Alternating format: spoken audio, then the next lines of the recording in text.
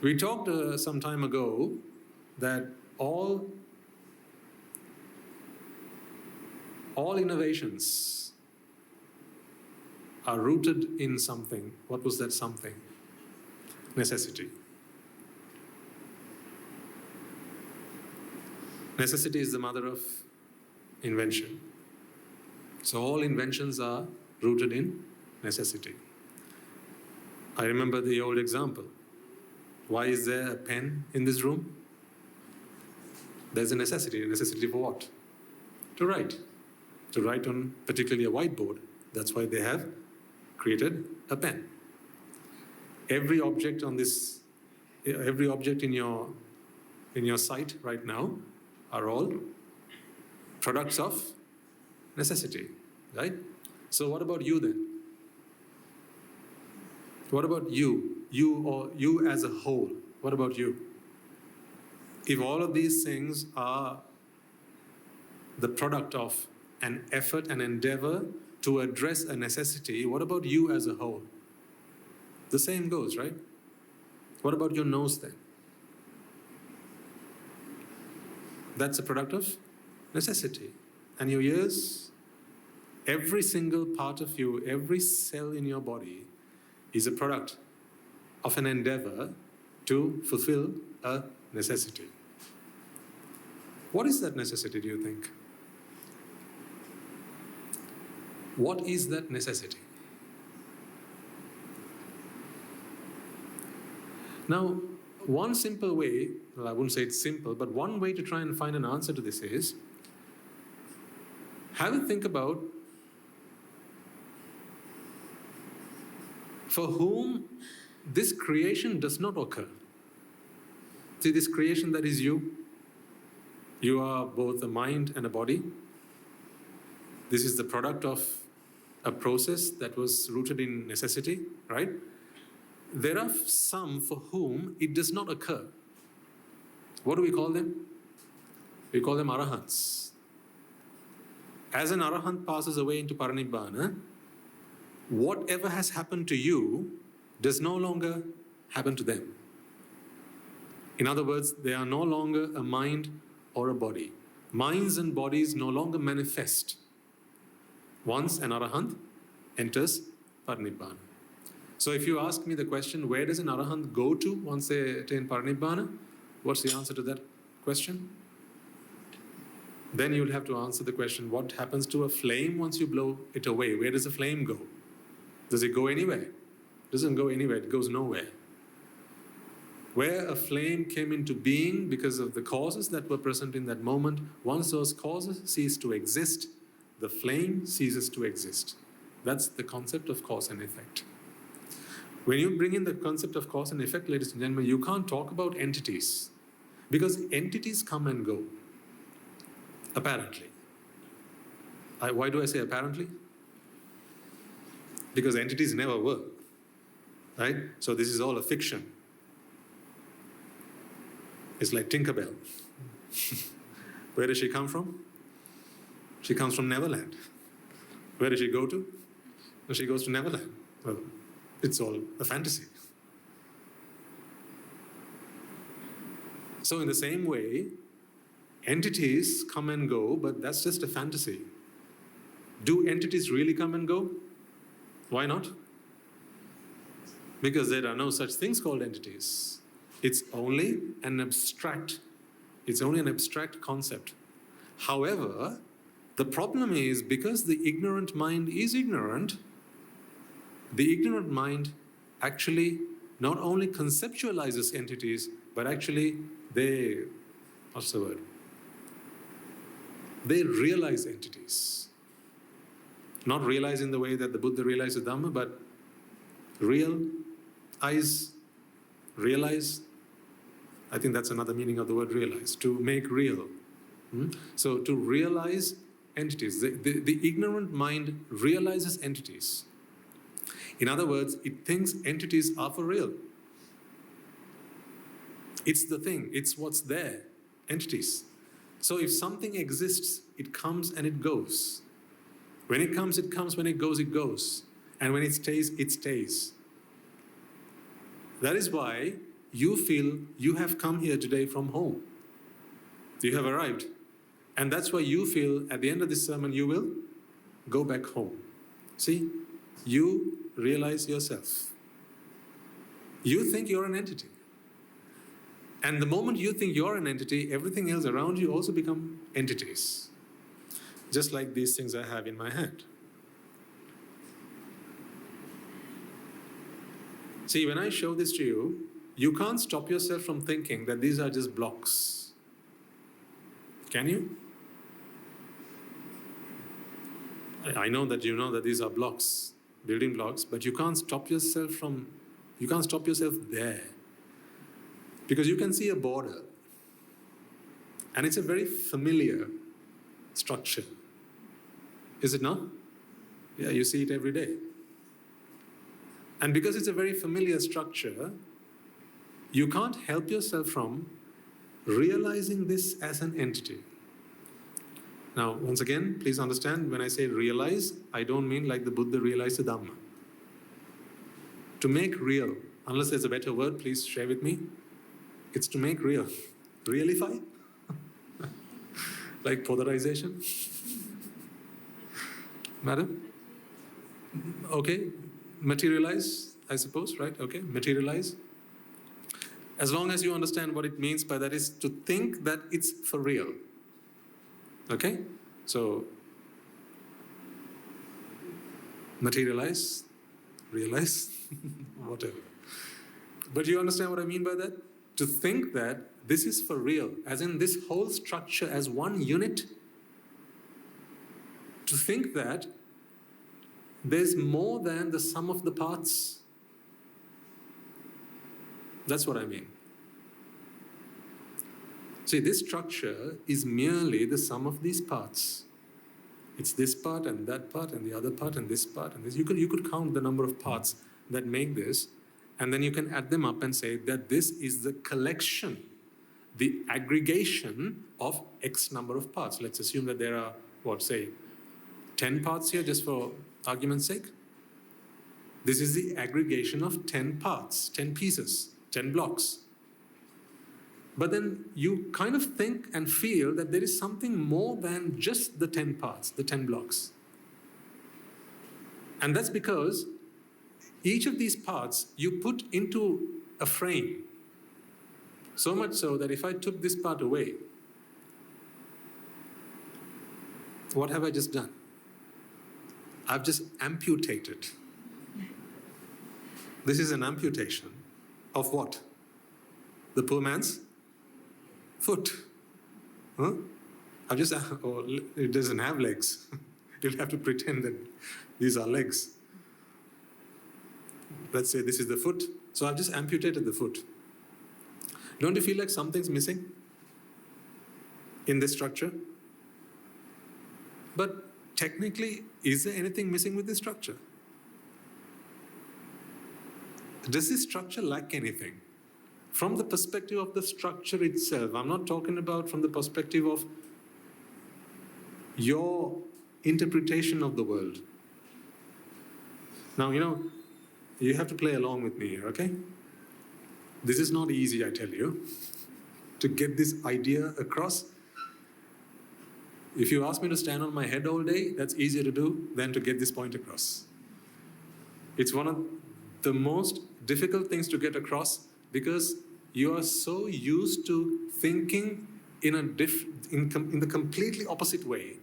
Throughout samsara, that's what you have practiced. And then for me to stop this wheel that's turning so fast in the wrong direction, and then to turn it the other way is almost impossible, ladies and gentlemen. Even the Buddha was able to do it with a very few individuals. The analogy he gives is, it's like a drop of water from the vast ocean, or a few grains of sand that you can hold on the tip of your thumb, compared to all the grains of sand that make up the whole world. It's only that proportion of people who will actually understand this. But I have trust, I have full trust in you. I have faith in you. Because you have merits, and merits is what you need to understand this. Without merits, there's no hope. You might as well give up. Merits, yes? So it's your merits that's going to come to your rescue at this moment. You have to remain alert. So don't doze off. Not that you're doing it, but don't do it. Right? Keep yourself awake, keep yourself alert, and pay full attention to this. Don't bother anyone either side of you, and don't be bothered by anyone either side of you either. Pay full attention, because this is one of the most difficult things to get across. It's not because this is complicated, it's because this is very subtle. It's like threading a needle. It's not a difficult thing to do. It's not a complex thing to do. It's not like constructing a building. That's complex.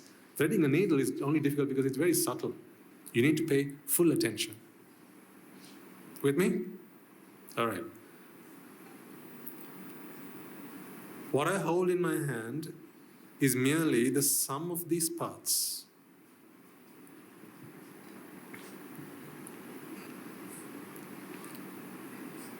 But you can't stop yourself from thinking and feeling and perceiving something more than that. You perceive that there's a man here with an amputated foot.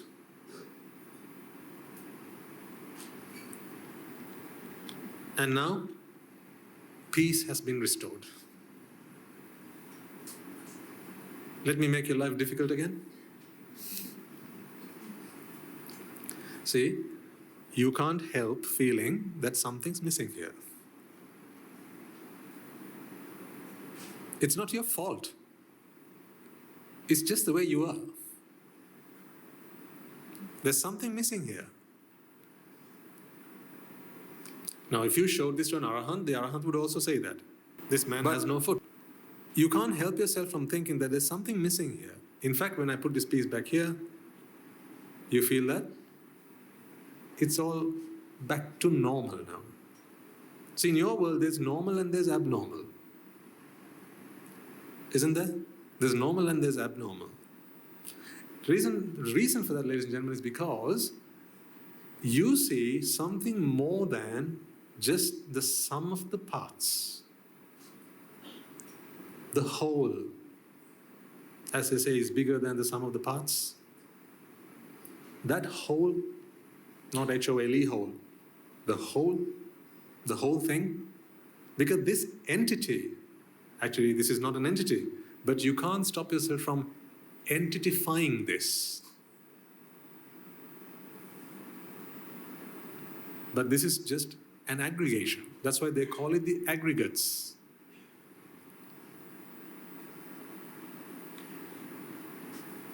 It's the same thing that you do with yourself. You do the same thing with yourself. What you see in the mirror, you do this every day.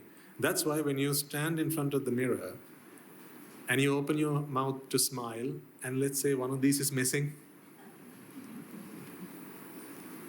what do you start cooking up inside you? We talked about this first thing in the morning. What is that? Embarrassment. Just ask yourself this question, okay? You don't have to nod, you can just blink with your eyes so that no one else knows. If you woke up in the morning and one of your teeth were missing, would you go out like that? Go to work, go to a party with your friends and just, smile like you always do?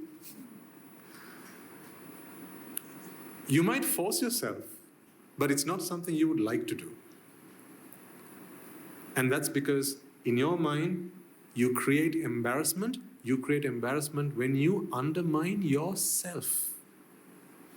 Please remember this.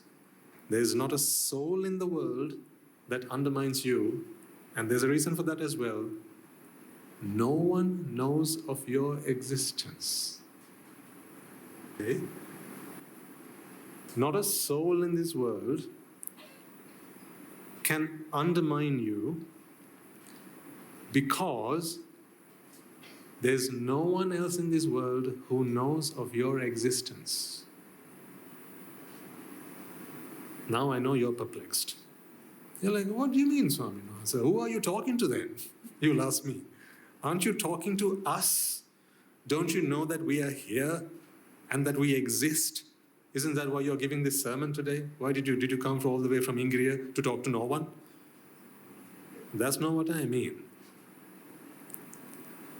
I'm not really talking to you. I'm talking to my mental formations of you. I don't know of your existence. I only know about my own thoughts. When you're dreaming, you see people, don't you? Do they exist? But do you know you're dreaming? See? So how do you know how do you know for certain that this is not a dream right now? How are you so dead certain that you're not in a dream right now? What if it's a dream within a dream? You don't know. So the point is, if in your dreams your mind cooks up people, and those people seem very real to you, you talk with them, you eat with them, you hold hands with them, you walk with them, you sing with them, you dance with them, you do all sorts of things with them. The people in your dreams, don't you? Or do you say, hey, I know you're a dream. You thought you could fool me? Do you do that? No, you really interact with them, don't you? And your heart starts beating faster when you get scared. Some of you might have even proposed to someone in your dreams. Though might have also been occasions where you proposed to someone in the real world and then they said, only in your dreams.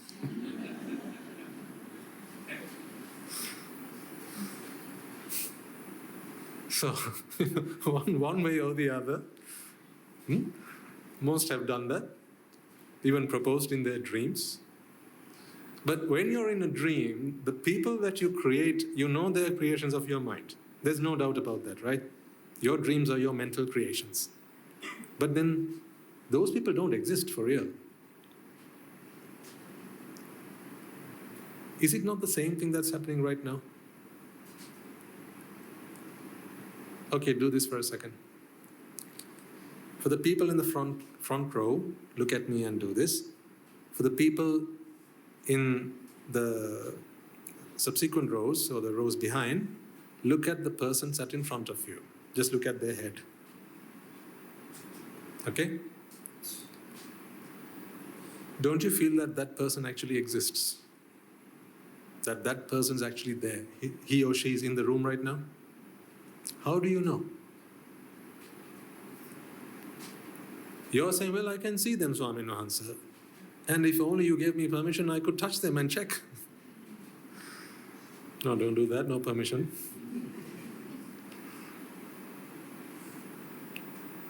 All the while, you're just talking about what you create in your mind.